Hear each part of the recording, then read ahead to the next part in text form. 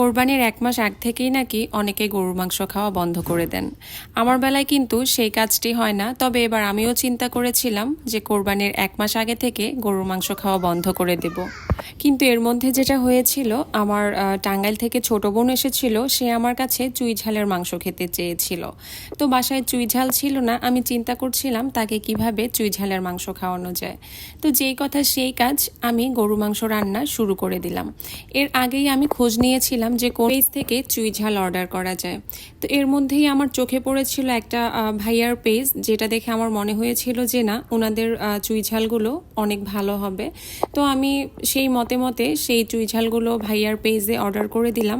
আমি আমার ডেসক্রিপশন বক্সে ভাইয়ার পেজের লিঙ্কটা দিয়ে দিব এবং কি কোন পেজ থেকে আমি অর্ডার করেছি সেটা আমি মেনশন করে দিচ্ছি। নর্মালি হচ্ছে আমার হাতে মাখা গরু মাংস অনেক পছন্দ। অনেকেই কিন্তু মাংস কষিয়ে রান্না করতে পছন্দ করেন। তবে আমার কাছে মনে হয় গরুর মাংস রান্নার ক্ষেত্রে মাখিয়ে রান্না করলে গরুর মাংসের স্বাদটা অনেক বেশি পাওয়া যায়। আর গরু মাংস মাখানোর পরে কিন্তু মোটামুটি 30 মিনিট পর্যন্ত আমি ঢেকে রেখে দিই। এতে করে যেটা হয়, উপরে তেলগুলো ভেসে আসে। এরপর আমি চুলায় দিয়ে গরু মাংসটা কষিয়ে নিই।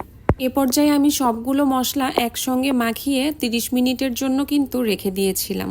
30 মিনিট পর আমি সেমভাবে কড়াইতে পেঁয়াজ কুচি দিয়ে সামান্য ভাজা ভাজা করে নিয়েছি। ভাজা ভাজা করার পর সেখানে এলাচ, দারুচিনি, তেজপাতা সব কিছু মিক্সড করে দিয়ে আর একটুক্ষণ ভেজে নিব, যাতে করে তেলের স্মেলটা খুব ভালো আসে। এরপর সেই মিশ্রণগুলোর মধ্যে আমার গরু মাংস যে মাখাটা ছিল সেটা কিন্তু আমি ঢেলে দেব। ঢেলে দিয়ে আমি প্রায় কষিয়ে নেব 30 মিনিটের মতো। এই 30 মিনিট কিন্তু একদম এক ঢাকনা দিয়ে ঢেকে দিয়ে রাখবো।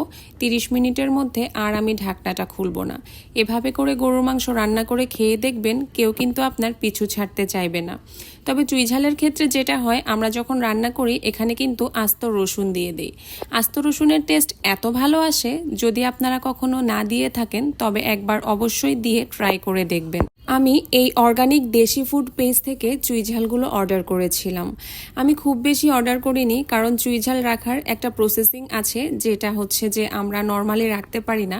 সেজন্য আমি অল্প কিছু চুই ঝাল ভাইয়ের কাছে অর্ডার করেছিলাম এবং আমি 1.5 কেজি পরিমাণে মাংস এখানে রান্না করেছি। এখানে প্রায় 1 পিস পরিমাণে চুই ঝাল আমি কেটে ধুয়ে পরিষ্কার করে এখানে দিয়ে দিলাম। দিয়ে আরও কিছুক্ষণ কষিয়ে কিন্তু আমি মাংসতে ঝোল দিয়ে নামিয়ে ফেলবো। আমি মাংসতে আলু খেতে পছন্দ করি, তাই আমি এখানে 2-4 পিস আলু দিয়ে দিব।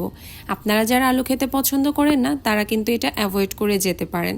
তবে হ্যাঁ, ভাইয়ার পেজের চুই ঝালগুলো যথেষ্ট পরিমাণ অথেন্টিক এবং খুব পরিমাণে ফ্রেশ ছিল, যেটা আমার মাংসের স্বাদ 10 গুণ বাড়িয়ে দিয়েছে।